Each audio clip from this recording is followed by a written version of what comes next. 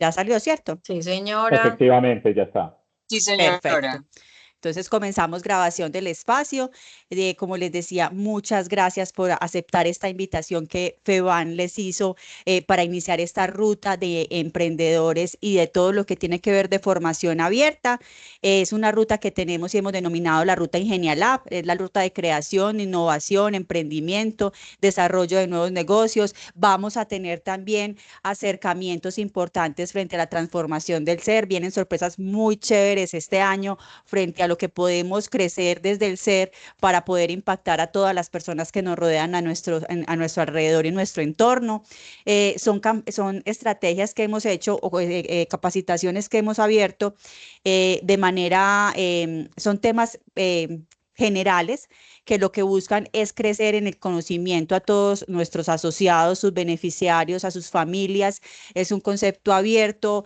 Ustedes pueden venir a esta capacitación y si la próxima no les llama tanto la atención, puede que no se conecten, pero viene la de mercado digital, vuelven y se conectan nuevamente porque puede ser que les guste mucho el tema que se esté tratando. Entonces, es algo que es como, nosotros lo hemos denominado como mercar. Me meto en el tema que más me llama la atención, el que más me estimula, entonces en ese tema hago acompañamiento y hago seguimiento. Van a estar grabadas para estar alojadas en la página web de FEBAN, en la zona de Ingenialab, para que ustedes puedan ver el material en cualquier momento, revisar el material y poder tener nuevos conceptos de lo que hemos trabajado. Y también este año hemos abierto una acción que se llama el buzón del experto. El buzón del experto es que nosotros vamos a tener comunicación directa durante todo este mes con ese experto que nos acompaña.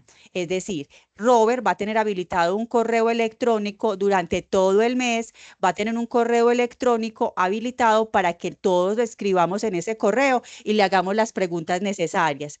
Y le podamos preguntar, Robert, es que tengo una duda si la innovación aplicaría para mi emprendimiento de esta forma, ¿qué matriz crees que puedo utilizar? Y Robert amablemente nos va a acompañar y nos va a contar ahorita más de qué más nos puede acompañar y desarrollar en esas preguntas que le hagamos al experto. Entonces, el buzón del experto estará abierto desde el día de hoy hasta el 26 de julio. Les acabamos de mandar el correo en el chat, nos acaba de aparecer el correo de Robert, es robertng@udmedellin.edu.co. Les pedimos que por favor estas consultas las envíen, cuando las realicen las pueden enviar con copia al correo de mgames@feban.com.co o al correo de yocampo@feban.com.co. Ya ahorita en un momentico les escribimos todos los correos para que ustedes hagan las consultas que deseen. Se habilita todo un mes, desde el 26 de junio hasta el 26 de julio va a estar habilitado el buzón para que a Robert le hagamos todas las preguntas que deseemos del tema que él nos va a desarrollar el día de hoy. Gracias por escuchar la invitación, gracias por estar en este espacio. Vienen temas muy chéveres, todos están cargados de mucho acompañamiento para ustedes. Fueron pensados para poder ayudarlos y apoyarlos en todo el desarrollo de sus negocios y de sus ideas y también para que nos ayuden en el quehacer diario y en el cómo nos relacionamos todo el tiempo. Les voy a presentar en este momento a ese experto que tenemos el día de hoy, al cual siempre le he estado muy agradecida porque cada vez que le hago una invitación, nunca me dice que no. Robert siempre está como los Boy Scouts listos para acompañarnos. Robert NG es docente universitario. En este momento está vinculado directamente con la Universidad de Medellín, pero tiene un amplio portafolio de universidades en las que ha desarrollado programas de formación y de economía. Él también tiene un programa en el canal Cosmovisión que se llama Sala de Juntas y Cátedra Abierta, que son dos programas que son de discusión y en temas de interés del entorno regional y nacional. Y también lo podemos ver constantemente como... ¿cómo le diría Robert? Como aporte económico en canales, en noticieros de Teleantioquia, en Telemedellín, donde hace comentarios frente a las situaciones que se presentan en el país en su momento frente al tema económico. Es un gran experto de innovación, trabaja innovación y desarrollo de emprendimientos a nivel Antioquia en varias instituciones, pero los voy a dejar para que Robert se presente un poco más de él, hable un poquitico más y nos comience a contar esa maravillosa cuento que nos trae hoy sobre innovación y el emprendimiento. ¿Cómo es esta gestión de la innovación y el emprendimiento y esos conceptos cómo nos aportan al desarrollo de nuestros negocios? Para todos, bienvenidos y quedan en excelentes manos. Bueno, Joana, muchas gracias por la invitación, muchas gracias por la presentación y un agradecimiento incluso mucho más grande y muy especial a todos los afiliados a FEBANG, a todos los funcionarios, a las familias de los afiliados y los funcionarios por sacar un espacio de tiempo para ustedes, por regalarse un momento en el cual, digamos, van a tener la oportunidad de compartir, interactuar y obtener una serie de información alrededor de todo lo que puede existir alrededor de la gestión de la innovación y el emprendimiento. Sí, muy bien, yo no voy a tardar mucho tiempo en presentación, yo creo que la hizo muy bien Joana, yo creo que acá es que entremos al grano a conversar y a engomarnos realmente, a atraparnos por todo lo que hay detrás de la gestión de la innovación y entender un poquito más un concepto que a lo largo, yo diría incluso, no de los últimos años, sino de las últimas 3 décadas, ha marcado tendencia como uno de los elementos más importantes en la transformación económica y empresarial de cualquier país, pero que lastimosamente la irrupción y la, digamos, aparición de nuevas tecnologías y sobre todo de las tecnologías emergentes y disruptivas ha hecho que muchos de nosotros pensemos que cuando se habla de innovación se está hablando única y exclusivamente de todo lo que tiene que ver con tecnología, con transformación industrial, con elementos incluso bajo lo que estamos viviendo hoy asociados a inteligencia artificial, blockchain, Internet de las cosas y otras cuestiones que si bien tienen una relación muy íntima con la innovación va mucho más allá de esa transformación de esa transformación tecnológica. Como Joana lo decía, simplemente voy a repetir, docente de vocación y de convicción, trabajo pues desde hace ya varios años en la Universidad de Medellín, haya tenido pues la oportunidad de acompañar diferentes procesos desde docente de cátedra, coordinador de maestrías, coordinador general de posgrados, fui decano de la Facultad de Ciencias Económicas y hoy dedicado, digamos, a lo que más enaltece realmente esta labor académica, que es la docencia, ¿cierto? Y qué es lo que voy a tratar de hacer en estas 2 horas inicialmente con ustedes. Más o menos para que tengamos y reconozcamos qué es lo que vamos a hacer a lo largo de este espacio de conversación y de interacción, más o menos una primera hora vamos a trabajar la conceptualización y una serie de elementos desde el punto de vista epistemológico de qué es lo que realmente entenderíamos o deberíamos entender a la hora de hablar de innovación. En muchas ocasiones, como vuelvo y les digo, se convirtió ya desde hace 3 décadas en el término de moda. Cada vez que alguien quería, digamos, penetrar un nuevo mercado, quería lanzar un nuevo producto, llegar incluso a aumentar la participación que tiene su negocio en diferentes escenarios, lo que mejor le quedaba para promocionar, digamos, para ubicar y sopesar esa estrategia, era hablar de, no es que nosotros estamos innovando, no, es que nosotros somos los gestores de la innovación y sobre todo con la irrupción que ha venido teniendo y la transformación durante estas últimas 3 décadas de muchas tecnologías que se hicieron asequibles a nosotros como personas, pero también a nosotros desde el punto de vista de las organizaciones, la innovación enmarcó una ruta netamente o basada en un gran porcentaje, digamos, de criterios en el aspecto tecnológico. Hoy no voy a tratar de romper ese paradigma, ni mucho menos, pero sí voy a tratar de ampliar que cuando se habla de innovación se habla de una cuestión que va mucho más allá de la simple herramienta y de la simple tecnología. Luego, digamos, de esa hora en donde vamos a delimitar y vamos a aclarar muchos de los conceptos que hay alrededor de lo que realmente significa la innovación y cuál puede ser su aplicación real en la gestión de empresas, en todo lo que tiene que ver con la gestión del emprendimiento, vamos a tratar de analizar una serie de herramientas, algunas de las muchas que existen alrededor de este contexto, incluso ustedes ya volviendo para las personas que se acaban de conectar o que apenas están, digamos, entrando como tal a esta sesión de trabajo, ahorita voy a volver a compartir mi correo electrónico, siéntanse en total tranquilidad de escribirme a ese correo electrónico, cualquier duda, cualquier inquietud, y les voy, e incluso cuando ustedes me escriban, les voy a compartir acceso a una carpeta compartida en un Drive, donde están todas las herramientas, algunas incluso de las que vamos a hablar y otras de las que obviamente por cuestiones de tiempo no vamos a alcanzar a trabajar. Este es un mundo que hablar o delimitar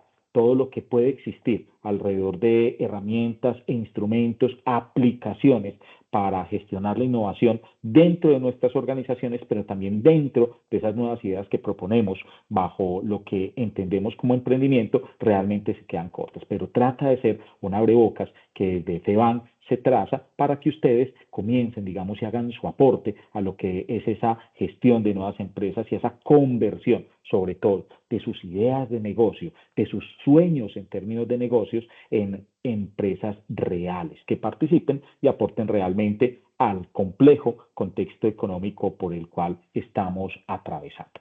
Yo quiero empezar con algo. Ahí van a tener un QR. Ese QR no es ni más faltaba para que entonces hagamos un ejercicio o una tarea. Pues si usted lee ese QR, le va a dar acceso a una nube de palabras, un aplicativo en donde usted va a tener la posibilidad de escribir, ¿cierto? ¿Qué es lo que usted entiende? Cada uno de ustedes, desde su punto de vista personal, profesional, laboral, desde la concepción mediática, desde sus mismos principios en términos de formación, que entiende usted por innovación. La idea no es que vayamos a hacer pues el trabajo, ni más faltaba de analizar en esta primera instancia esa nube de tags, pero sí, yo quiero siempre en los primeros minutos de cualquier curso, yo siempre lo comparto y al finalizar, digamos, la sesión o cuando se comparten las memorias, yo les comparto a ustedes el resultado de esa nube de palabras para que entiendan cuál era su percepción inicial alrededor del concepto de innovación y ustedes mismos evalúen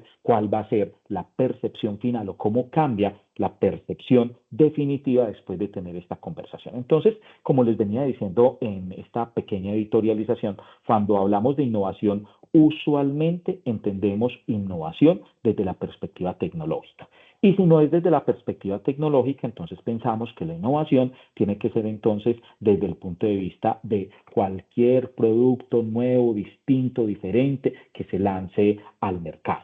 Pues realmente yo quiero que ustedes, antes de empezar realmente a definir o a determinar y a romper paradigmas alrededor de lo que realmente debería ser considerada la innovación, yo quiero que ustedes hagan un ejercicio mental muy simple o incluso quien lo quiera materializar desde un punto de vista práctico, también van a ver en otro QR el acceso a otra herramienta de las muchas que hay en términos de aplicaciones como para jugar cuando estamos nosotros trabajando ante la distancia, utilizando precisamente estos medios tecnológicos que gracias a la pandemia o a la resiliencia que se generó después de la pandemia nos han permitido romper barreras, acortar distancias y poder disfrutar de espacios como este sin que tengamos que tener presencia física de todos simultáneamente en la misma parte.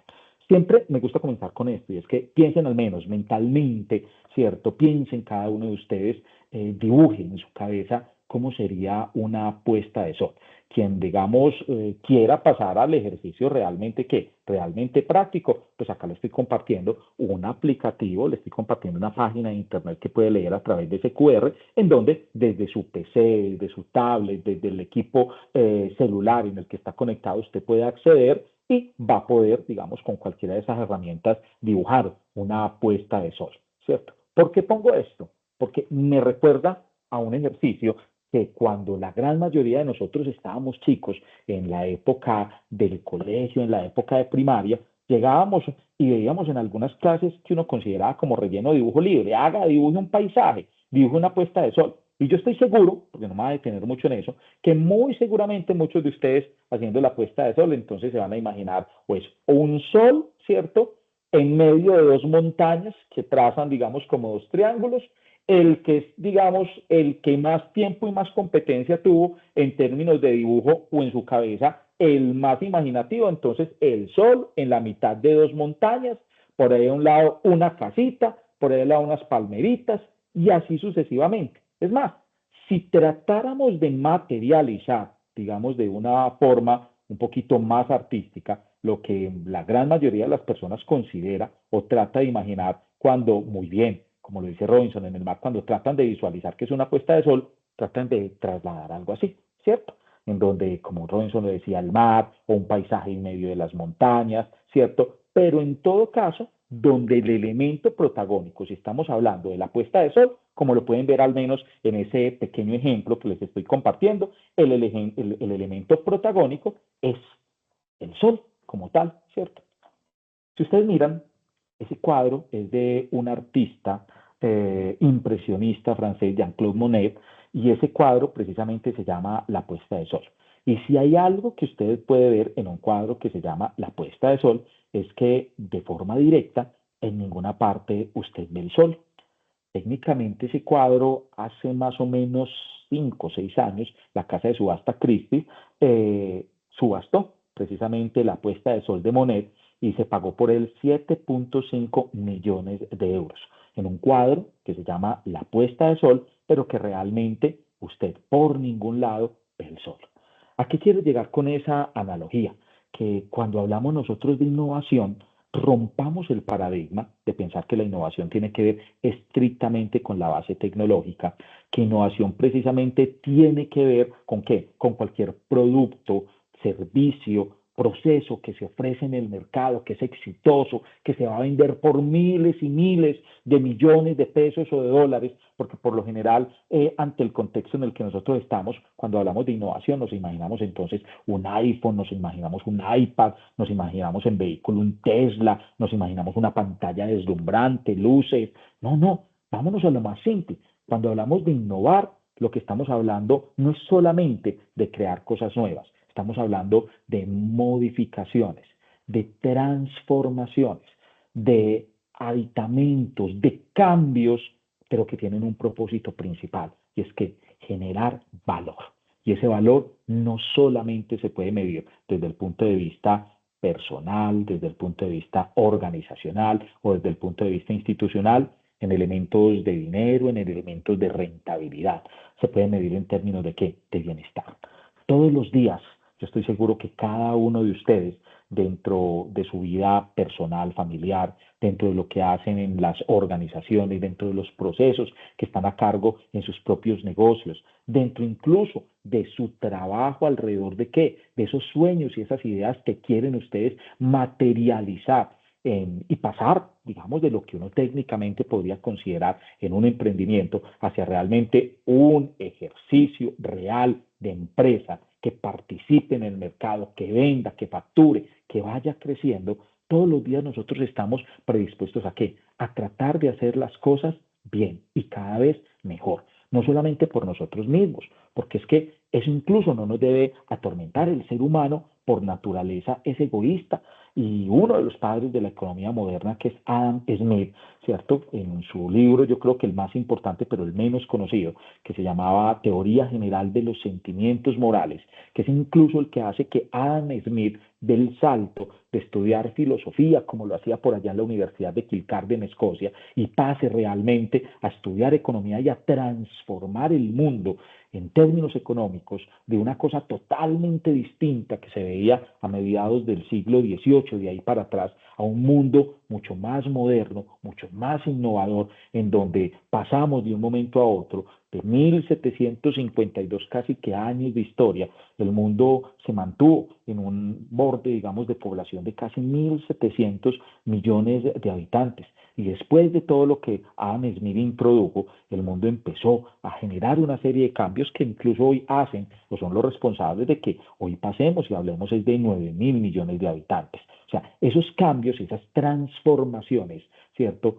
Lo que hicieron de una u otra forma fue generar valor, ¿cierto? Generar valor. Nosotros desde el punto de vista, como les decía, personal, organizacional, ¿cierto? Desde el punto de vista institucional, todos los días tratamos por convicción de hacer las cosas mejor. Así sea para que nos encontremos nosotros mejor.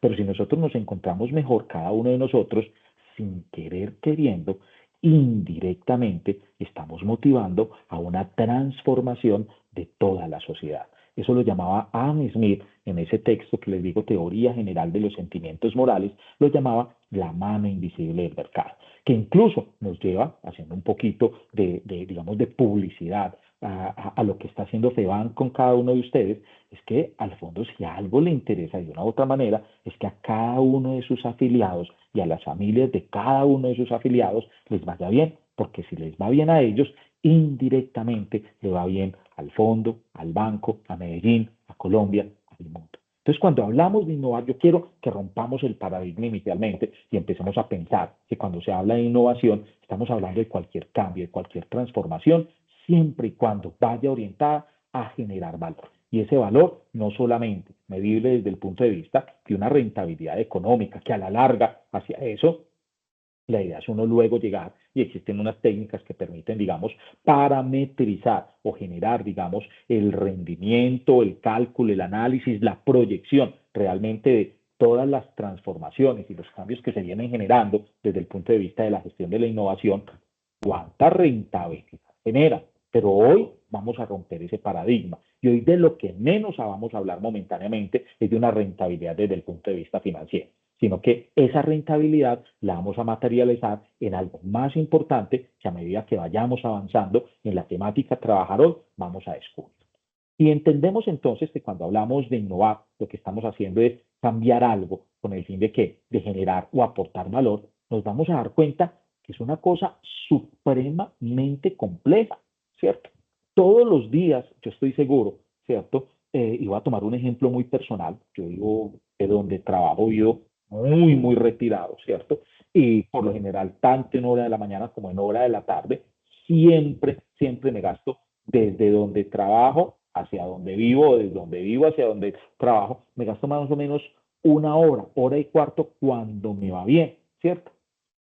Yo siempre trato de irme, porque lo voy a poner desde ese punto de vista personal, siempre me voy exactamente por la misma ruta. Me demore una hora y cuarto, porque, lo voy a decir desde el punto de vista personal, a veces me da pereza incluso poner el Waze y buscar entonces una nueva ruta y voltear por acá. ¿Por qué? Porque me siento mucho más cómodo en la ruta que yo ya sé, así me demore mucho, donde yo ya sé dónde está el policía, donde yo ya sé entonces dónde está el bache en la vía, donde yo ya sé entonces cuál es el semáforo que se demora, cuál es el que no, si es segura o si no, uy, perdón, me quitaron el compartir pantalla. Eh, Les voy a pedir un favor, ¿cierto? Estoy volviendo a compartir pantalla para que los asistentes de pronto les va a pedir el favor para que no vayan a mover la opción de compartir que tienen, porque incluso entonces le quitan la posibilidad al resto de los compañeros de ver la presentación que nosotros estamos haciendo, ¿cierto? Entonces, para que traten de mover lo que quieran, ¿cierto? Menos el compartir entonces pantalla, porque nos quita entonces la posibilidad de la presentación. Entonces les volvía y les decía, todos los días nosotros desde el punto de vista personal, ¿cierto? No queremos salir de nuestra zona de confort. Sabemos y estamos seguros de que las cosas que hacemos, las hacemos bien y nos genera mucha complicación, por no decir que nos genera un dolor muy grande hacer las cosas distintas. Si yo me voy a meter a una ruta distinta para llegar a mi casa o para llegar de mi casa a la universidad, a mi oficina, ¿cierto? Eso a mí me causa como una indisposición tremenda. Pensemos entonces desde el punto de vista laboral, desde que llegamos hasta que salimos, estamos acostumbrados a creernos el cuento de que la forma como nosotros hacemos nuestro trabajo es la mejor posible. ¿Por qué? Porque ha dado resultado, porque digamos con eso hemos sobrevivido, con eso hemos crecido alrededor de qué, de la organización y nos da un miedo gigante, impresionante, generar un cambio. Entonces, ahí llega una pregunta muy importante que cada uno de nosotros hacemos. Entonces, si consideramos que la innovación es crear algo nuevo, cambiarlo, modificarlo, era tan fácil. En términos organizacionales, a mí me gusta mucho utilizar esta máxima o esta frase, y es que si uno quiere resultados distintos, uno debe tratar de atreverse a hacer las cosas distintas. Pero lo primero que nosotros necesitamos concientizarnos cuando queremos entender lo que hay alrededor de la innovación, gestionar la misma y llevarla, digamos, o materializarla como una herramienta para la gestión del emprendimiento, es entender que hablar, en meternos en el cuento de la innovación, no es una cosa sencilla, es realmente un reto, no es tan digamos, el camino o el paisaje lleno de flores, mariposas, soles y un clima maravilloso. No, realmente cuando hablamos nosotros de innovar, tenemos que hacer un trabajo muy fuerte en romper paradigmas, en transformar procesos, en tratar de pensar cómo serían las cosas si las hiciéramos de una manera totalmente distinta, explotando una serie de habilidades que a veces nosotros mismos nos ponemos una barrera mental, psicológica, que obstruye realmente a qué? A tratar de extender esa zona de confort en la cual nosotros nos mantenemos y entrar en lo que van a ver en unos cortos minutos, en lo que llamamos a veces la zona de aprendizaje. Cuando hablamos de innovación, hay un montón de contextos detrás de sí, pero uno de ellos, el recurso tal vez más importante, no es la tecnología, no es el capital que tenemos nosotros a nuestra disposición, es la creatividad, es la capacidad, como decimos desde el punto de vista técnico, de pensar por fuera de la caja, de plantear nuevas ideas, por locas o descabelladas que sean, y tratar con esas nuevas ideas, con esas nuevas, digamos, con esa ruptura de paradigmas, encontrar nuevas soluciones. ¿Y qué importa, como lo vamos a ver más adelante, si fracasamos en ese camino? Es mucho mejor solamente escucharme hablar, mirar, digamos, otros expertos, y acá tengo una analogía digamos, en un pequeño video muy interesante alrededor de lo que quiero mostrarles en esta primera obra, alrededor de lo que quiero que entiendan y que empiecen a formar en cada uno, digamos, de sus proyectos de vida, desde lo personal y lo familiar, trascendiendo a lo organizacional, de qué es lo que queremos extender alrededor de la visión de la innovación. Se va a demorar un momentico mientras carga, ¿cierto? A mí me va a empezar a cargar, y a ustedes les va a empezar a cargar y van a empezar a ver el video y el audio para que por favor entonces le presten mucha atención.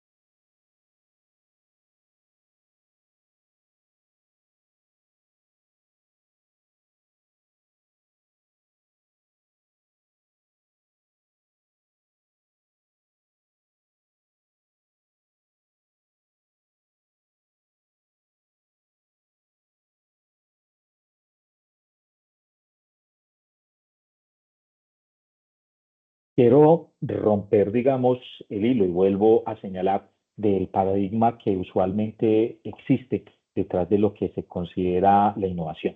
Miren esa frase tan importante con la que cierra el video que les acabo de compartir. Te atreves a soñar. Cuando estamos hablando, cuando uno mira y analiza a profundidad lo que trata de hacer FEBAN con la ruta Ingenia Lab, cuando trata de, digamos, acompañar de forma abierta procesos de formación, de desarrollo, de perfeccionamiento de competencias, alrededor de qué? De el emprendimiento, la transformación del ser y otros aspectos orientados precisamente a la gestión, digamos, de nuevas empresas, de nuevas iniciativas de negocio, de hacer realidad lo que ustedes muy posiblemente tienen en su cabeza en términos de una alternativa inicial de complemento de ingresos, pero en otros contextos una alternativa de crecimiento, de cambio de vida, lo que prácticamente está orientando es inducirlos a que se atrevan a soñar, a que traten de romper ese paradigma, salir de la zona de confort, hacer las cosas diferentes para tratar, obviamente, de obtener, digamos, resultados distintos. Y me van a perdonar si voy a sonar incluso un poquito irresponsable, sin miedo al fracaso. Pero si esto no es filosofía barata y ahorita van a ver por qué, digamos, digo, sin miedo al fracaso. Antes, ojalá, con muchas posibilidades de fracasar, de equivocarse. Y van a ver por qué precisamente alrededor de lo que vamos a ir avanzando, ¿cierto? En ese sentido, incluso creo que dentro de sus notas o dentro de lo que están, digamos, visualizando, resumiendo de lo que estamos conversando, note grande esa palabra cuando estamos hablando de innovación y ponga por ahí especial atención, fracaso, porque ese va a ser uno de los componentes más importantes a asociar, a entender y a romper realmente el significado que usualmente le damos a ese término dentro de lo que es la gestión de la innovación y el emprendimiento. Algunas concepciones simples, ¿cierto? Para que nos demos cuenta que cuando se habla de innovación incluso, vamos a ver en términos como, bueno, en palabras de Michael Porter, uno de los gurús desde el punto de vista de la estrategia, de todo lo que es la visión moderna, de la administración, la gerencia y el management. Porter analiza la innovación. Ustedes pueden mirar dentro de lo que está visualizando. En ningún contexto habla de tecnologías emergentes, disruptivas, de grandes inversiones, pero sí señala algo muy claro, y es que el elemento clave para generar competitividad es realmente la innovación. Entre mayor sea la capacidad, y no perdonar las analogías que voy haciendo, que tengan de qué, de romper paradigmas, de atreverse a soñar, de hacer esos sueños realidad en un país, en una economía, en un sector, en una empresa, ¿cierto? Entre más capacidad haya para tratar de mejorar, mayores van a ser las ventajas competitivas que se van a obtener dentro del mercado. O sea, realmente el secreto, según Michael Porter, para que haya competitividad desde el punto de vista organizacional, si estamos desde el contexto microeconómico, o desde el punto de vista, digamos, nacional, territorial, si lo estamos mirando desde el contexto macro, es la que es la gestión realmente de la innovación, pero la innovación orientada, eso sí, a la generación de cambios, sin que necesariamente tengamos que entender como sinónimo de éxito, sino más allá, incluso como sinónimo de algo que les decía ahorita, que anoten por ahí que va a ser un elemento protagónico en unos minutos, y es del término fracaso. Goodman, Jennifer Goodman, señala desde el punto de vista un poquito más, digamos, conceptual, que cuando hablamos de innovación se está hablando realmente de qué? Primero, de la visualización de un conjunto de actividades, obviamente actividades que van o que a través del cambio, la transformación, ¿cierto? Tienen que tener marcado un tiempo, o sea, una fecha de inicio, una fecha de finalización y un espacio de acción que deben llevar, digamos, o deben que generar de forma directa o indirecta éxito en el mercado, materializando esas ideas, o sea, transformando esos sueños en nuevos o mejores, o sea, no solamente nuevos, sino mejores productos, servicios o incluso procesos, tomados estos como técnicas de gestión y de organización. El manual de Oslo, que es a través del cual empezó todo el proceso del documento que dio lugar al proceso de transformación industrial, sobre todo en Europa en las últimas 2 décadas, señala e identifica incluso una de las definiciones que más, digamos, se utilizan desde la visión, y me perdonan de nuevo el término cuadriculado que hay alrededor de la innovación, y es considerar a la innovación como la introducción de un nuevo, significativamente mejorado producto, servicio o proceso, de nuevos métodos de comercialización, nuevos métodos de organización y gestión, en prácticas al interior de qué, de la empresa, del lugar de trabajo o incluso en la forma de tener una relación externa desde el punto de vista personal, desde el punto de vista organizacional o desde el punto de vista institucional. Si bien Manual de Oslo, la visión de Goodman, la visión de Porter, podrían ser visiones que se circunscriben sobre todo a la evolución que ha venido teniendo desde la década de los 60, la Escuela de Negocios de Harvard, Harvard Business School, que es uno de los, digamos, referentes a la hora de empezar a hablar de innovación dentro de la estrategia organizacional, nos llevamos una gran sorpresa cuando nos damos cuenta que de innovación se habla desde hace casi más, o sea, si nos vamos un siglo atrás, ya se estaba empezando a hablar de innovación.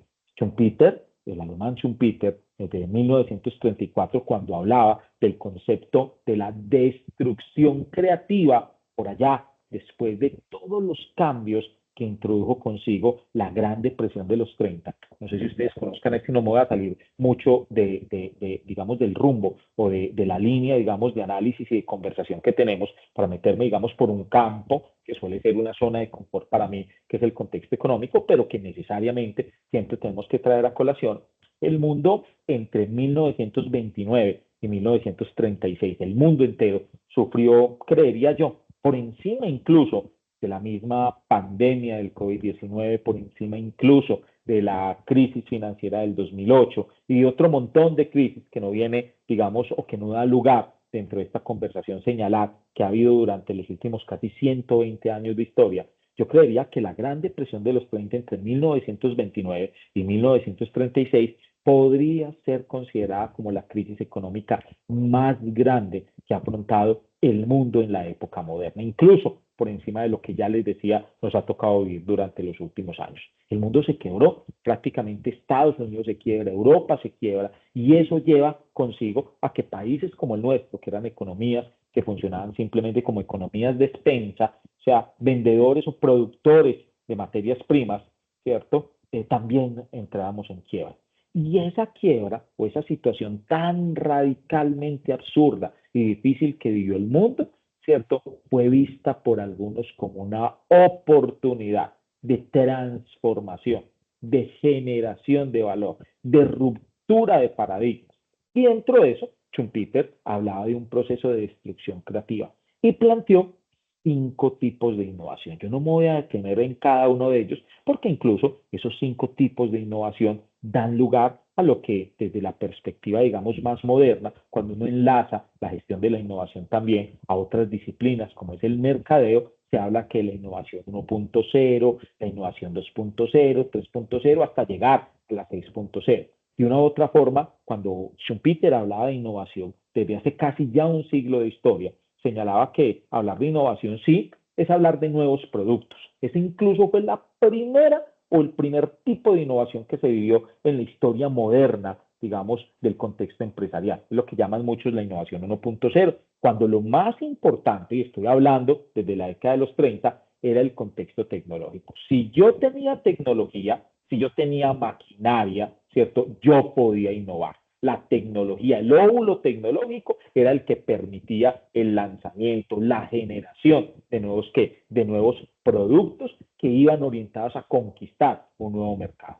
Dentro, digamos, de esa primera concepción de innovación, tuvieron que pasar algunos años para que se rompiera ese esquema y se empezara a hablar de una innovación 2.0, en donde ahí es donde entra una relación directa con el marketing, entender realmente el panorama en el cual se desenvuelve el ecosistema bajo el cual se desenvuelven los clientes, el entorno en el cual se desenvuelven los clientes, realmente ¿para qué? Para entender cuáles son sus necesidades. Y a partir de mercadeo, magnificar o entender esas necesidades y magnificarlas para lanzar productos que sin la necesidad de estar amparados en un contexto con una base tecnológica muy fuerte, lograran entrar en el imaginario colectivo como la única o la mejor manera de satisfacer las necesidades de los clientes y obviamente esa satisfacción de necesidades se traduciría en lo que es generación de qué? Generación de bienestar.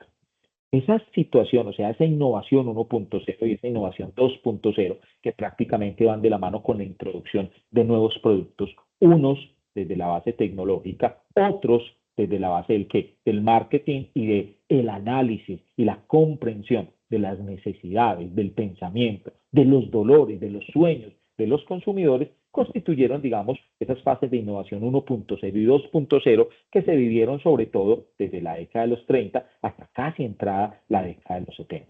A partir de la década de los 70 y sobre todo con la irrupción que empieza a tener el contexto de la apertura económica en muchas naciones. Nosotros incluso, Colombia, acá vuelvo a amarrar a conceptos desde la economía, nosotros pensamos mucho, o al menos las generaciones más modernas, piensan que la apertura económica del país se dio con César Gaviria Trujillo en 1990, con su plan de desarrollo de la Revolución Pacífica. No, vamos mucho más atrás. Un presidente, ¿cierto? Misael Pastrana Borrero, padre incluso del quien también fuera presidente Andrés Pastrana, en su plan de desarrollo, las 4 estrategias, intenta hacer un primer bosquejo de apertura económica en la década de los 70. Señalo esto ¿por qué? Porque la apertura a nuevas economías, la conformación de nuevos bloques económicos, la extensión de las relaciones comerciales entre diferentes países a nivel de exportación, a nivel de importación, da lugar, ¿cierto?, a algo que Schumpeter desde el 34 señalaba como la introducción de nuevos métodos de producción y empieza una tercera fase de la innovación, que es la llamada innovación 3.0, que es todo lo que tiene que ver con qué, con la cadena logística como la base del proceso de innovación. O sea, hablar ya no solamente de que una empresa podía innovar dentro de sí misma o con la tecnología o con el marketing, sino que una empresa podía innovar desde atrás, alrededor de qué, de todo lo que pasa con sus proveedores o hacia adelante en términos de lo que trata de hacer, no solamente con sus clientes, sino incluso con sus distribuidores. La empresa está en la mitad de dos grandes eslabones a través de los cuales puede realmente gestionar un contexto de innovación, traducir eso a nuevos métodos de producción, nuevos métodos de comercialización, que como lo decía Schumpeter, deben conducir a qué? A nuevos mercados. Ya de ahí, desde la década de los 80 hacia adelante, ¿cierto? Empieza a visualizarse la innovación y miren, o sea, nosotros pensamos que desde la base tecnológica y lo que menos empieza a hablar en esas nuevas olas, en la innovación 4.0, en la 5.0 o en la 6.0, que es la que llamamos nosotros en la actualidad la innovación abierta, lo que menos se habla realmente es de qué, de tecnología, se habla de la conformación de nuevas relaciones, en la conformación de bloques y procesos de aprendizaje orientados precisamente a expandir, digamos, la zona de confort que tenemos como personas, que tenemos como instituciones o que tenemos como organizaciones.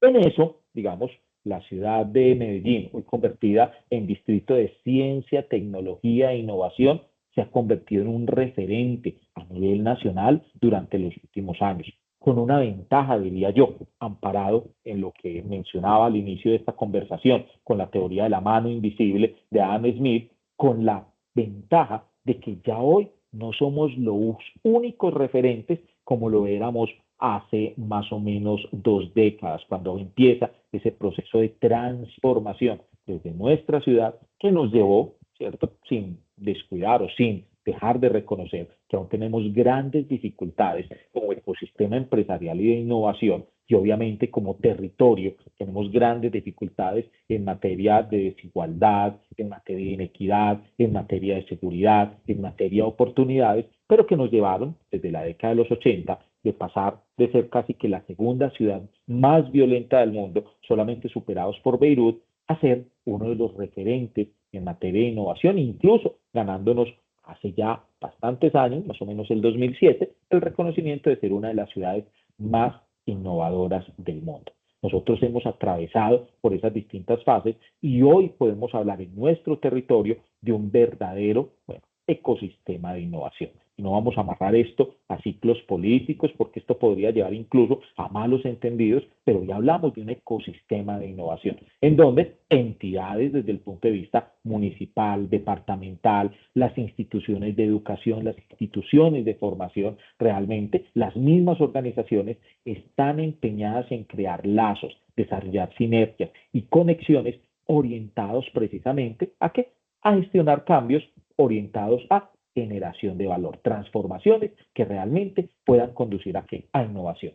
Y eso es uno de los grandes aportes que tenemos nosotros la ventaja desde el ecosistema empresarial y de innovación del distrito, porque hoy realmente, si bien somos ciudad, pero en términos administrativos ya no somos un municipio, sino que somos precisamente un distrito de ciencia, tecnología e innovación. Quiero que vean lo siguiente, por favor.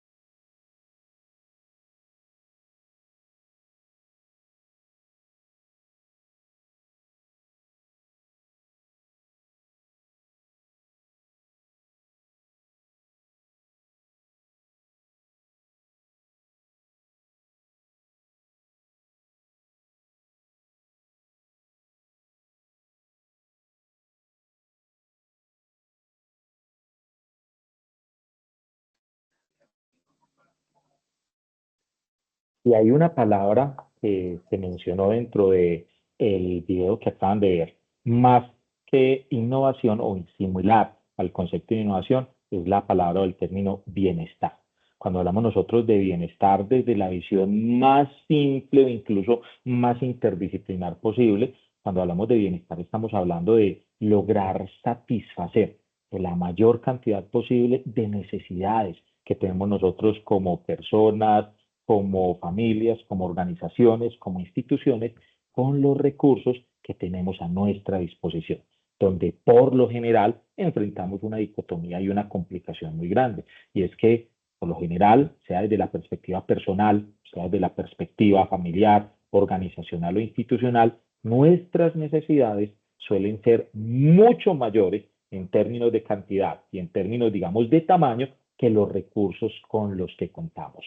Es ahí donde realmente, ¿cierto? No solamente la innovación como transformación o cambio debe llegar y convertirse en uno de esos drivers para hacer que realmente los recursos que tenemos a nuestra disposición puedan abastecer y abanderar una mayor y mejor cantidad y posibilidad de satisfacer las necesidades de personas, familias, organizaciones e instituciones. De ahí que es muy importante, ¿cierto?, que nosotros dentro de nuestros procesos, digamos, personales, familiares, empresariales o institucionales, nos convenzamos de que todos aquellos cambios que traten realmente de materializar en una realidad ese cambio, esa transformación, esa idea que tenemos en nuestra cabeza, puedan ser realmente entendidos como el inicio de una primera fase en cuanto a la gestión de la innovación. Pero hablar de innovación, como esa idea que va a cambiar el mundo, que va a cambiar mi vida, que va a cambiar simplemente las posibilidades de mi empresa, sea con un éxito marcado en el mercado o sea, digamos, con un éxito comprobado en términos de gestión de recursos y optimización de los mismos dentro de mi organización, porque casi que es una analogía a lo que hablamos nosotros cuando señalamos emprendimiento e intraemprendimiento. El emprendimiento no solamente es, ¿cierto? Yo no puedo considerarme emprendedor solamente si estoy pensando en generar nuevas empresas, nuevas ideas de negocio, nuevos productos. A veces estamos descuidando entonces que hay personas que su proyecto de vida, su zona de confort, su felicidad está dentro de una organización y esas personas que están dentro de la organización también pueden ser emprendedores, pero desde la perspectiva de los intraemprendedores o el intraemprendimiento, diseñando, emprendiendo con nuevos procesos, ¿cierto? Que puedan llevar a que la organización de la que haga parte crezca realmente, ¿cierto? Amplíe su participación en el mercado, llegue incluso a nuevos mercados o domine, digamos, alguna de las metas que se tienen señaladas desde el concepto estratégico. Para poder entender o empezar, digamos, a dar el paso a lo que son esas herramientas que decíamos en la segunda hora íbamos a empezar a materializar alrededor de la gestión de innovación, hay que reconocer que existen diferentes niveles de innovación. Sí, muy bonito, cambios, hacer las cosas distintas, generar valor, pero eso cómo se mide, cómo se logra identificar. Entonces existen tres niveles de innovación que vamos a secuencializar y que vamos a analizar para centrarnos en uno de ellos de forma específica, pero de una manera muy particular. Igor Ansoff, ¿cierto? Es uno de los, digamos, referentes en el Harvard Business School desde la década de los 60, cuando comienza, digamos, una ola, digamos, de académicos y empresarios a hablar de estrategia y dentro de la estrategia a considerar la innovación, la transformación, las metodologías de actuación y de valoración totalmente distintas a las tradicionalmente concebidas en la teoría clásica de la administración, e Igor Ansoff es uno de los padres desde esa perspectiva de la estrategia, ¿cierto? Desde Harvard Business School, de lo que son las estrategias de mercado, ¿cierto? Vamos a ver cuáles. Él hablaba de unas estrategias de mercado que pueden llevar a concebir algo que en algunos campos académicos, sobre todo en el marketing, es muy famosa, y es que todo lo que gira alrededor de la famosa matriz de Ansoff.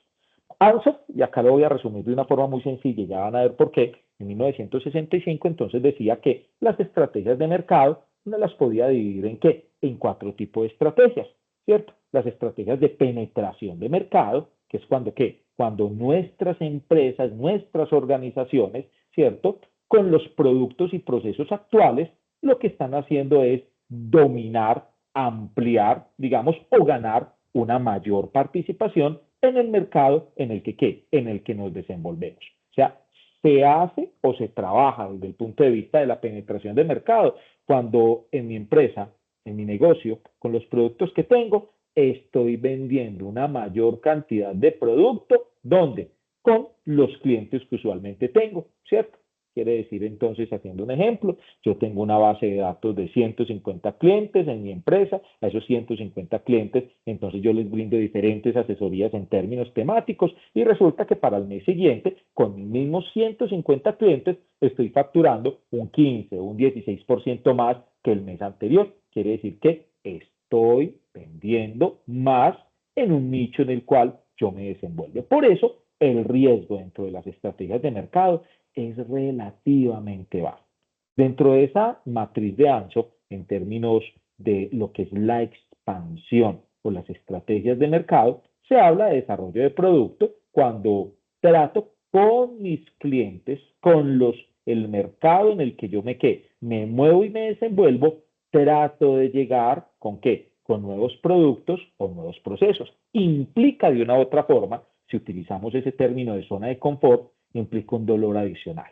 ¿Cómo voy a pensar o cómo voy a materializar la satisfacción de necesidades por parte de mis clientes con un nuevo producto? Eso me lleva a mí a que voy a tener que conocer un poquito más las necesidades, los gustos, los dolores, los entornos en el que se desenvuelven mis clientes, y a eso Ansoff lo llamaba una estrategia de desarrollo de producto.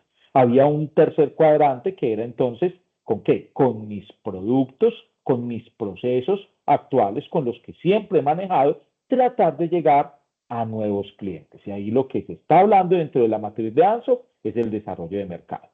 Entre desarrollo de producto, desarrollo de mercado y penetración de mercado, ¿cierto? El objetivo o el ideal dentro de una organización que quería realmente tener posibilidades de crecimiento y de expansión, pero con un riesgo muy alto desde el punto de vista estratégico, es lo que llamaban en términos de mercado la estrategia de diversificación. Y es tratar de llegar con nuevas apuestas en materia de productos y procesos a nuevos clientes, a nuevos mercados, con un riesgo muy grande. ¿Y por qué explico esto desde el marco de la innovación? Porque con el pasar de los años y la visualización de que cuando se habla de innovación se rompe, digamos, el paradigma de estar considerando solamente el óvulo tecnológico, la matriz de Ansoff puede ser utilizada, como lo están viendo ustedes, para tratar de explicar cuáles pueden ser o el significado de los niveles o de los tres niveles existentes alrededor de qué? De la innovación. El más básico, el más sencillo, el de menor riesgo y el que materializamos nosotros en el día a día de nuestra gestión personal, familiar, organizacional e institucional, que es la innovación incremental. El famoso qué, el famoso cambio, el tratar, digamos, de hacer las cosas mejor dentro de nuestros procesos, productos, dentro de nuestras labores, eso considerablemente desde el punto de vista organizacional y desde los niveles de la innovación, es la innovación incremental. ¿Cómo hacer que los productos, los procesos, los servicios, nuestras labores diarias sean mejor desarrolladas cada vez más y que éstas se materialicen al ser mejor desarrolladas o en más ventas o en la qué, o en ahorros en términos de costos, en generación de economías de escala o en optimización de recursos? La innovación más fácil y la que muchos creen cuando dicen, no, es que yo voy a contratar un consultor de innovación o voy a hacer un curso de innovación. No, no, no. Usted todos los días está innovando, si está haciendo o está tratando de hacer las cosas cada vez mejor, porque usted está introduciendo pequeños cambios que a la larga se van a materializar en qué? En un reconocimiento por parte de sus clientes internos y externos. Hay un segundo nivel que lo asociamos a lo que era el desarrollo de producto o el desarrollo de mercado, que es la innovación evolutiva, ¿cierto? Ya sea con los productos actuales y vigentes o con los clientes que usualmente he tenido, tratar de llegar a nuevos a generar nuevos productos o a generar nuevos clientes. Innovación evolutiva. Mi empresa va a llegar a nuevos productos mi empresa va a llegar a nuevos clientes, en donde la transformación, los recursos, el tiempo y el conocimiento que se invierte en esa transformación, en ese pasar de qué, de tratar de hacer las cosas bien, a encontrar, digamos, cualquiera de estos dos cuadrantes, es un poco más complejo, pero no tanto como lo que se pretende alrededor de la innovación disruptiva, que va enfocado, que va enmarcada como un sinónimo de lo que dentro de la matriz de Anso generaba el mayor riesgo, y es la estrategia de efectivamente diversificación. Para que lo veamos en un ejemplo muy simple, es como si asociáramos esto. ¿Desde hace cuántos años existe, digamos, el teléfono como un mecanismo, como un medio de comunicación? Los que estamos más viejitos, a nosotros nos tocó ver la evolución desde qué, desde el punto de vista del teléfono, ¿cierto? Como medio de comunicación o como herramienta de comunicación, desde el teléfono que estaba conectado y que tenía, digamos, el numeral alrededor de qué, ni siquiera en términos de teclas, sino alrededor de qué, de una perilla que uno giraba y eso se demoraba uno casi 3 minutos marcando cualquier número telefónico, hasta por allá, a inicios de la década de los 90, la aparición del primer teléfono celular. Me acuerdo, hoy yo podría preguntar acá y todos, yo creo que nadie, no conocemos a ninguna persona que no tenga un teléfono celular. Y por allá en la década de los 90 se generó una gran innovación desde el punto de vista incremental, ¿cierto? Y es que se mejoró ostensiblemente los medios y los mecanismos alrededor de los cuales teníamos la posibilidad de comunicarnos, porque aparecieron los teléfonos celulares. Hubo una innovación de carácter incremental. Si ustedes se ponen a recordar, incluso quienes tienen, digamos, o quienes son, digamos, un poquito más de edad, ese celular o ese primer celular que aparece ahí en ese slide es un celular incluso hasta moderno. Si van a comparar esos primeros Nokia o esos primeros Ericsson que salieron por allá cuando llegaron los primeros celulares y cuando era un lujo absoluto tener un celular. Yo creo que cuando llegaron los primeros teléfonos celulares, ¿cierto? Eso era solamente para los presidentes de compañía, para los grandes empresarios. Uno veía eso lejano y servía absolutamente para lo mismo que servía un teléfono inalámbrico o un teléfono de cable en cualquiera de nuestras casas o en cualquiera de nuestras oficinas, para comunicarnos. Pero se generó una gran innovación, la portabilidad, la movilidad. Cuando se habla de innovación evolutiva, ese servicio, ese proceso o ese producto empieza a tener grandes cambios. Recuerden el primer teléfono celular con cámara que ustedes hayan tenido. ¿Cuántas fotos podía guardar uno en el celular? 3 o 4, ¿cierto? Cuando la pantalla así pequeñita pasó de ser una pantalla monocromática a una pantalla de color. Cuando ya realmente usted no tenía que cargar un teléfono de grandes proporciones, estorboso y pesado, sino que podía abrir y cerrar su teléfono y le iba a caber prácticamente en la palma de la mano, en donde incluso la tendencia y lo que el marketing Innovación 2.0 hacía era que entre más pequeño el celular, mucho más caro o mucho mejor. Pero seguía siendo un, digamos, instrumento simplemente para qué, para comunicación. Hasta que llega la transformación y lo que yo quiero que ustedes visualicen y asocien al cuadrante de la diversificación, en este caso la innovación disruptiva. Yo estoy seguro que para la gran mayoría de muchos de los que estamos acá conectados, el teléfono celular que tenemos, entre los muchos usos que tenemos, entre los 2 o 3 primeros que tenemos, es el de la comunicación y el de la comunicación tradicional, de voy a llamar a alguien. Preferimos escribirlo, chatear con alguien, ¿de qué? Que hacerle una llamada. Muchas personas, incluso el teléfono celular, lo tienen es para qué. Lo tienen o más que, si usted me revisa el mío, yo utilizo el mío más que para llamar, para contestar, leer correos y como herramienta de qué, de trabajo, con todas las aplicaciones que pueda haber ahí. ¿Para qué? El teléfono celular hoy, más que comunicación, sirve como una herramienta. ¿Para qué? Para creación de contenido. ¿Para generar qué? Para generar videos, para generar música, como diversión. Usted ni siquiera tiene la necesidad de tener un televisor en casa cuando tiene un teléfono celular y cuando tiene conexión a Internet. Entonces voy a eso. La innovación realmente está hecha en sus diferentes niveles de un cúmulo de cambios que van abordando desde una mejoría, perdón, en la satisfacción de necesidades o un mayor alcance en esa cobertura y en esa satisfacción, hasta el punto de que con el mismo producto o el mismo servicio, el mismo proceso la misma compañía pueda llegar a satisfacer una serie de necesidades que ni siquiera se tenían contempladas.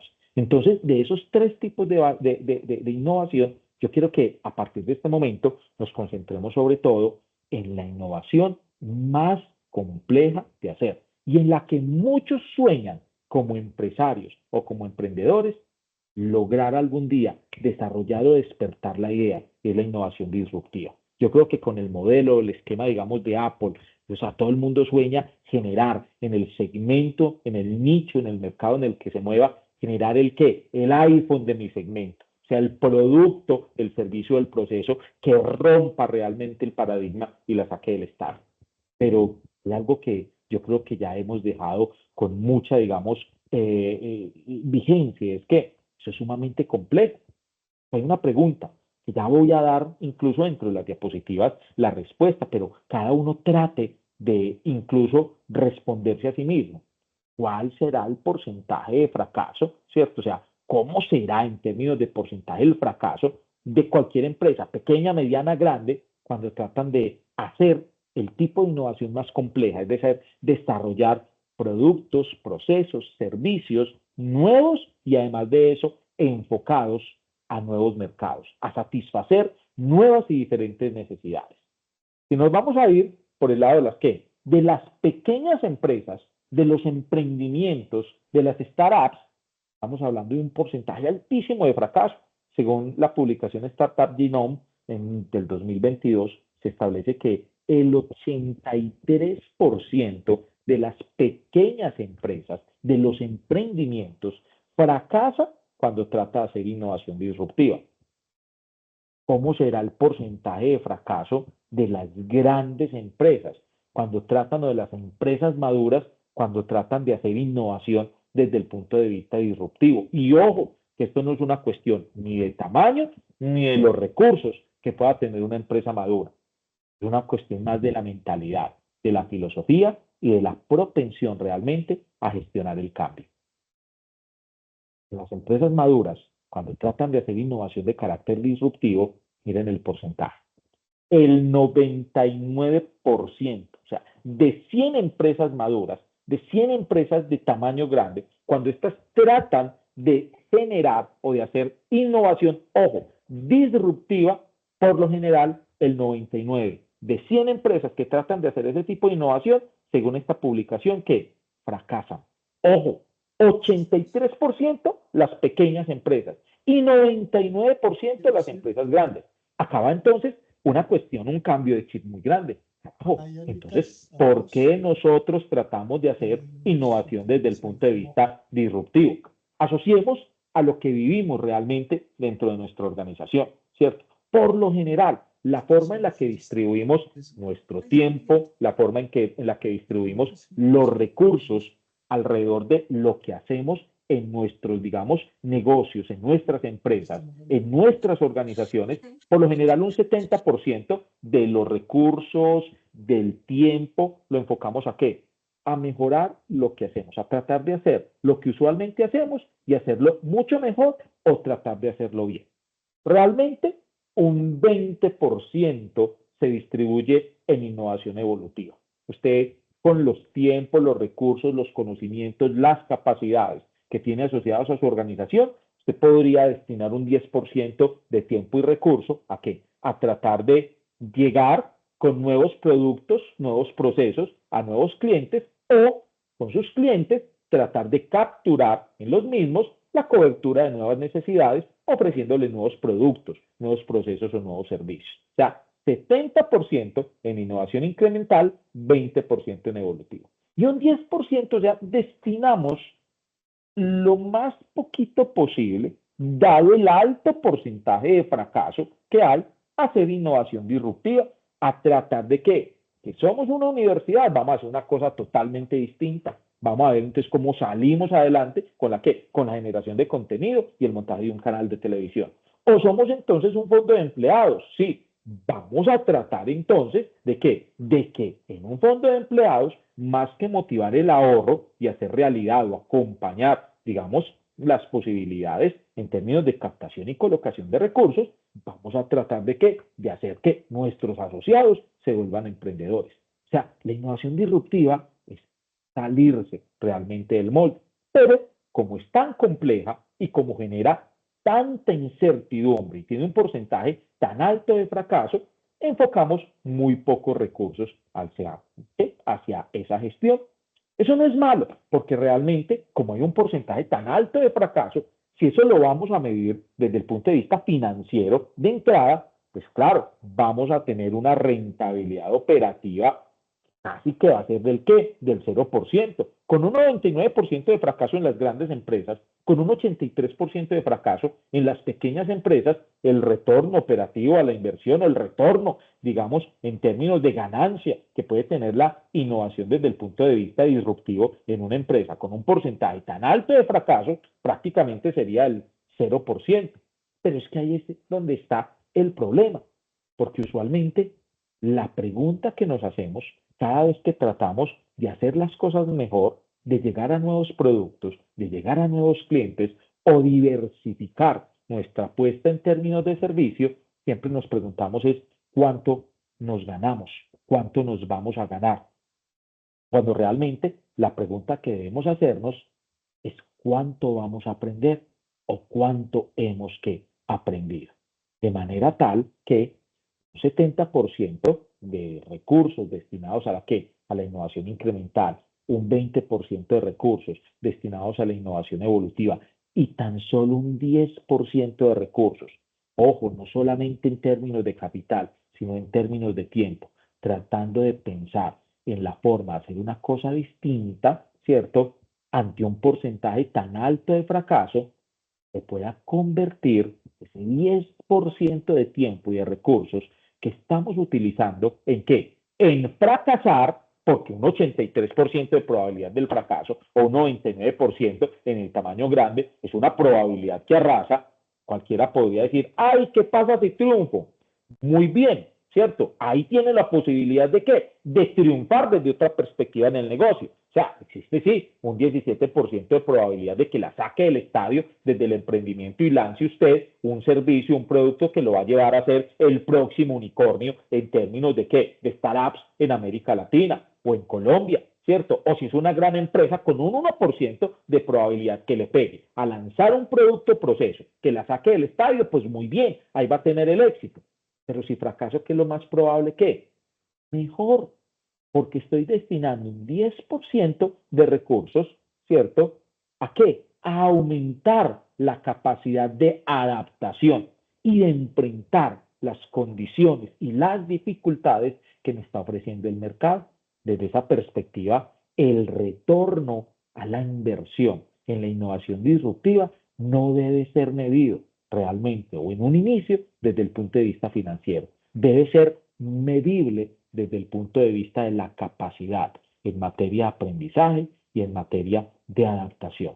La única ventaja, como lo dice la frase, sostenible en el tiempo es aprender de forma más rápida y mucho más eficiente que nuestros competidores. Así, ese 10% que invierto del total del tiempo de los recursos debe ser o se debe traducir en una mayor capacidad de adaptación y en una mayor capacidad de aprendizaje. De ahí que sea tan importante que nos vamos a aproximar a la forma en la cual realmente materializamos todo lo que tiene que ver con con la gestión de la innovación, es que cuando nosotros tratamos de gestionar, de gerenciar lo que hay alrededor de la innovación, debemos salirnos de los patrones de conducta y de la forma, digamos, funcional y normal de trabajar.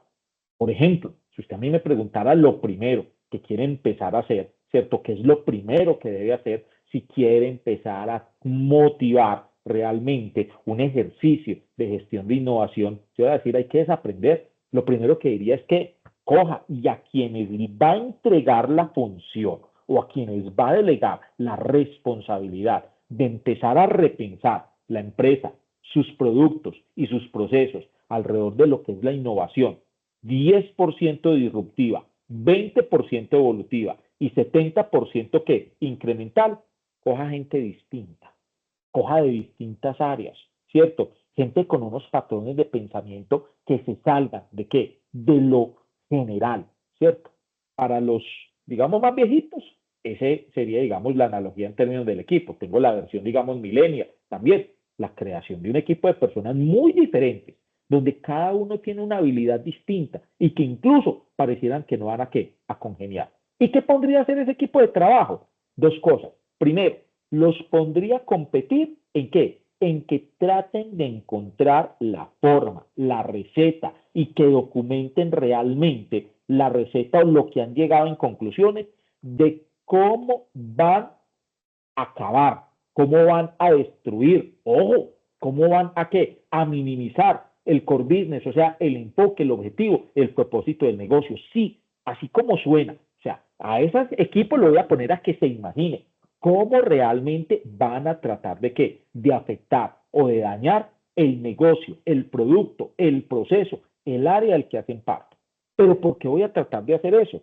Señores, porque van a tener un 83% de probabilidades de fracaso y van a tener un 99% de fracaso si seguimos la estadística en el caso de una empresa grande. Y eso realmente, como tiene una alta probabilidad de qué? De fracaso, tratando de destruir o de cargarse el core business del negocio con un nuevo producto, con un nuevo proceso, con una nueva área funcional del negocio, si fracasan, para nosotros sería eso qué? Un éxito. ¿Por qué? Porque vamos a descubrir realmente todas las formas posibles en las cuales nos podemos adaptar. Ahorita que mencionaba en el video que hablaba del ecosistema de innovación desde Ruta N, mencionaban a un inventor muy famoso, Tomás Alva Edison, ¿cierto? Creo que más adelante tendré esa frase así para pasarla. Tomás Alva Edison, que fracasó en múltiples intentos desde que en sus diferentes inventos, uno de ellos fue la bombilla eléctrica. Tomás Alva Edison decía, no he fracasado, no he fallado 10.000 veces, 10.000 errores no he tenido. Lo que he tenido, lo que he descubierto, son 10.000 formas distintas de qué, de hacer realmente las cosas. Teniendo presente eso, ¿cierto? ¿Cómo comenzamos entonces realmente o cómo podemos, entramos a la segunda parte, cómo podemos gestionar realmente o empezar el duro, porque ya lo dijimos, que no es una idea feliz, no es una idea sencilla. ¿Cómo comenzamos precisamente a tratar de gestionar realmente ese proceso de cambio, transformación que consideramos desde una parte inicial como innovación? Lo primero, como en cualquier tipo, digamos, de qué, de negocio serio, de proceso serio, ¿cierto? Si bien por allá otro de los gurús en términos de la estrategia y de todo lo que tiene que ver con la parte del management y la gerencia, que es Henry Mintzberg, habla de la estrategia emergente, bajo la estrategia, digamos, que hay detrás de la planeación, yo no me voy a atrever todavía a hablar de qué, de estrategia emergente, ni más faltaba, ¿cierto? Pero acá siempre vamos a hablar de que debe haber un plan, ¿cierto? Siempre. ¿Cierto? Hay empresas, tipos de empresas y tipos de organizaciones, no son todas, en las que triunfa la estrategia emergente. Acá yo todavía no voy a hacer, o no nos llegaría, o no quisiera ni siquiera hablar o concebir eso en un curso, en un espacio tan básico y tan corto como este. Lo primero, siempre, si queremos que algo funcione, estructurémoslo. Entonces, lo primero es que es planificar realmente qué es lo que pretendemos cambiar, qué es lo que pretendemos modificar, qué es lo que pretendemos alterar y obviamente para qué hacerlo. Miren que acá se va a parecer mucho a lo que algunos, incluso más adelante lo vamos a ver como una de las herramientas, el Canvas Business Model, ¿cierto? O el lienzo Canvas. Usted cuando va a empezar a planear la innovación, usted debe hacerse una serie de preguntas básicas, ¿cierto? Y es, ¿qué es lo que quiere cambiar, modificar, transformar? ¿Cierto? O sea, ¿cuál va a ser realmente su apuesta? ¿Cuál va a ser su propuesta de valor? ¿Cierto? Desde esa perspectiva, entonces, cuando usted ya tiene claro qué es lo que va a cambiar, qué es lo que va a modificar, qué es lo que va a transformar, sea en forma de producto, servicio, proceso, ¿cierto? Desde su organización, ¿y a quién va a dirigir usted ese cambio? Su propuesta de valor, ¿a quién va a satisfacer? ¿A quién va a beneficiar? ¿Con quién va a competir? ¿Con quién se debe asociar en caso tal de que quiera hacer esa propuesta de valor una realidad? Cuando tiene claro el qué y el quién, bueno, ¿cómo lo voy a hacer? Para que no me quede simplemente, como lo decía un video que ya vimos, en una estructura de persona, de funcionario, de compañía muy creativa, muy idealista, pero cero realista. ¿Cómo lo voy a hacer? ¿Cuáles son las capacidades que tengo? ¿Cuáles son los recursos? ¿Cuáles son las metodologías? ¿Cuál es la red de valor con la que realmente cuento? Para finalmente, teniendo claro mi propuesta de valor, a quién va dirigida y cómo la voy a hacer una realidad, cuánto me va a costar, cuántos recursos necesito para que realmente ese qué se pueda materializar en un bienestar para quienes, ¿cierto? A través de la metodología establecida. Cuando yo ya tengo claro o respondo a esas 4 preguntas, ahí sí puedo empezar a gestionar la innovación. Y ahí sí hago un paréntesis temático. Existen múltiples herramientas para tratar de qué? De encontrar o de gestionar correctamente esas metodologías, ¿cierto? En un espacio tan corto como este yo tengo solamente, o les voy a presentar una, y de ahí se desprenden un montón de herramientas y un montón de cosas que incluso cuando ustedes me escriban que quieren o tienen alguna pregunta, alguna inquietud, o Robert, yo estuve en la charla que diste, compartime la carpeta de herramientas básicas, ¿cierto? Y de formatos, yo inmediatamente le doy acceso a la carpeta que tengo en Google Drive. Ustedes van a encontrar múltiples herramientas, múltiples formatos. Dentro de esas múltiples herramientas hay una, ¿cierto? Que muchas organizaciones están comenzando están comenzando a trabajar. Hago un paréntesis temático, qué pena, temático, se me descargaron los AirPods. Voy a hacer una pregunta. ¿Me están escuchando en este momento? Perfecto, sin problema. Sí, señor. Señor. Sí, señor. Robert, sigue hablando, por favor, en este momento. Creo que es mejor.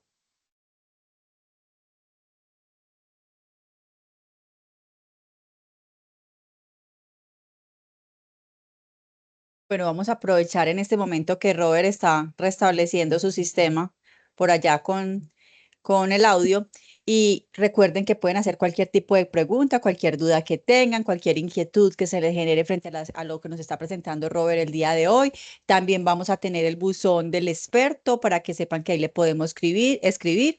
En el chat ya aparecen los correos electrónicos a los cuales pueden enviar sus dudas, sus consultas, la solicitud de las matrices que nos está mostrando de innovación.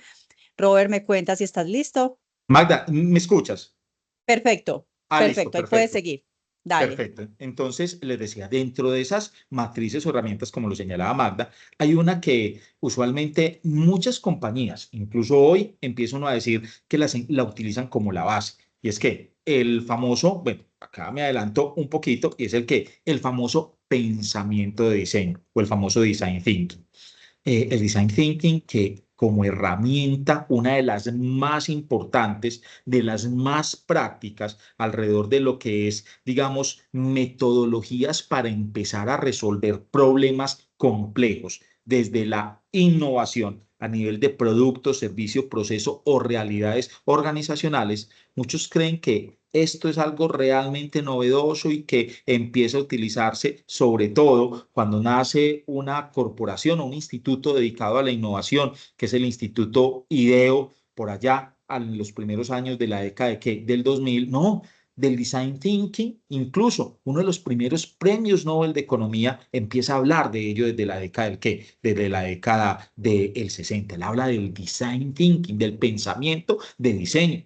Luego Tim Cook adopta la misma, digamos, visualización y empiezan a sumar varios teóricos y varios autores, ¿cierto? Ya desde otra universidad que se convierte en la contraparte de lo que hacía el Harvard Business School en términos de estrategia corporativa, que era la Universidad de Stanford, empieza a hablar del pensamiento de diseño como una de las técnicas, de las metodologías o de los esquemas más importantes para resolver problemas complejos a través de lo que hemos considerado nosotros como innovación, desde la perspectiva de la transformación o la gestión del cambio. A la hora de la verdad, el design thinking lo que hace es cruzar, ¿cierto? Transversalizar la innovación desde qué? Desde el punto de vista funcional, emocional y experiencial, juntando la satisfacción de necesidades de las personas, ¿cierto? ¿Con la qué? Con la viabilidad que tenga la gestión de cualquier tipo de negocio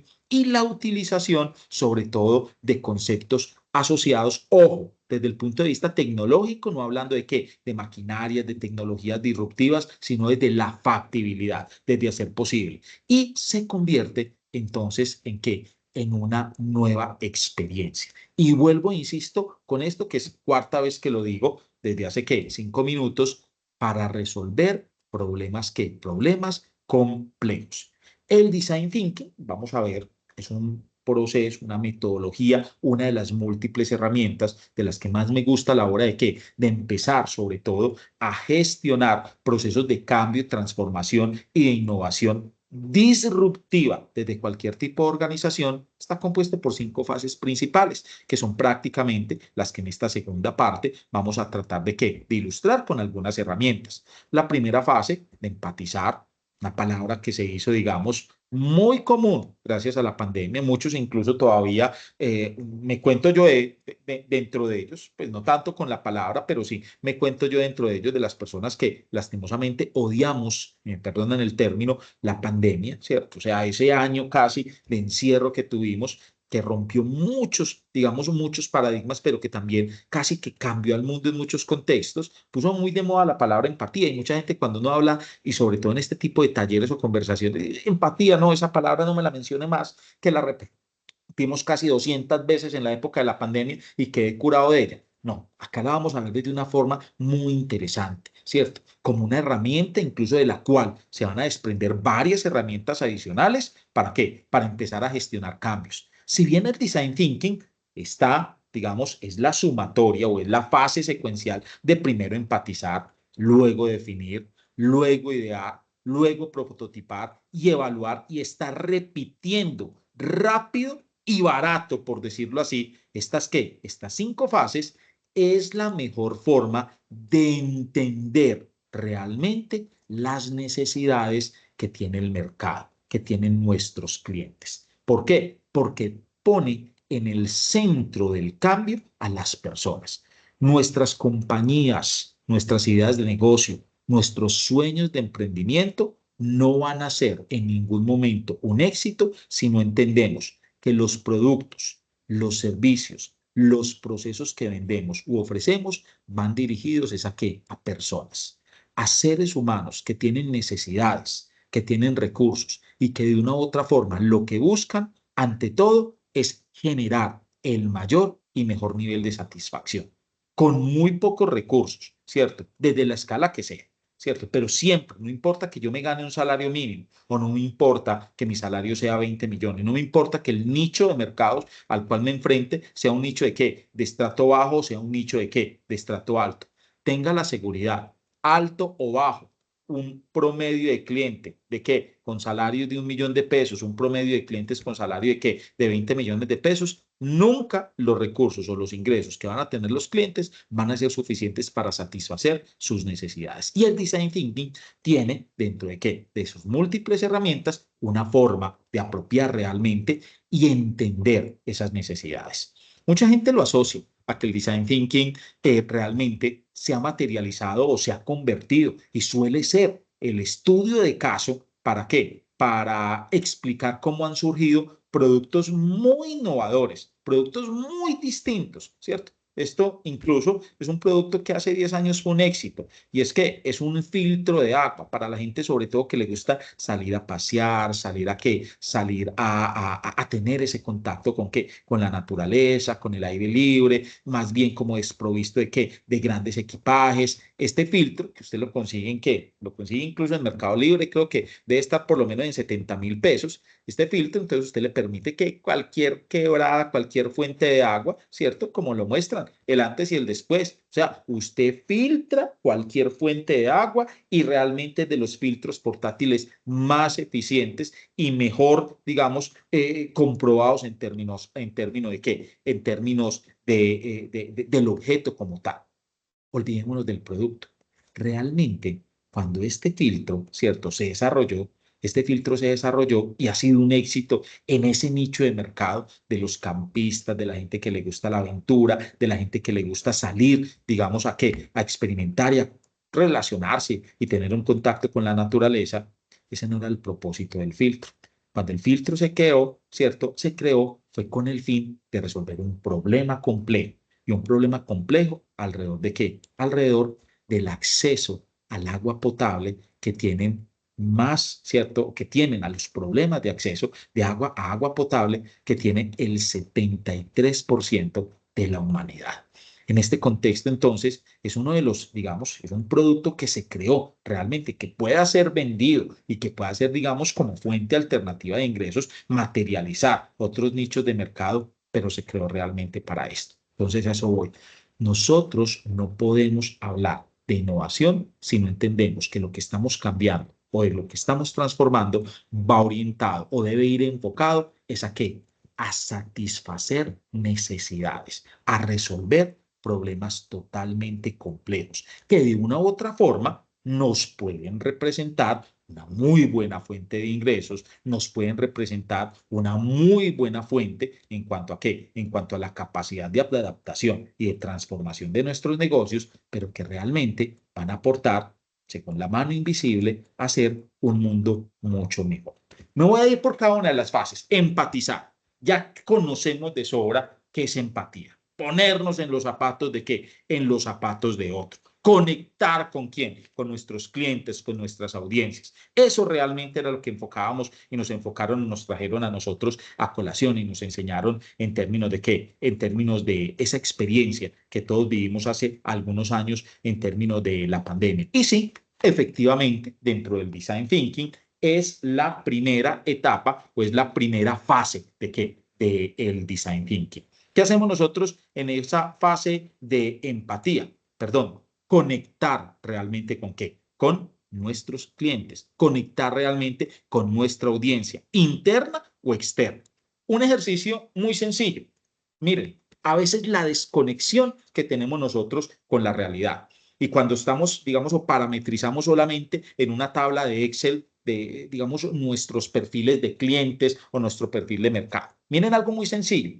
Piensen en un perfil de cliente. Hombre, nació en 1948, nació en Inglaterra, casado y separado, exitoso, tiene al menos 2 hijos, ama los perros, le gustan los Beatles, le gustan los lujos. Cierren los ojos un momento y piensen en ese cliente que usted se está imaginando y que va a salir a qué, y que va a salir a atender.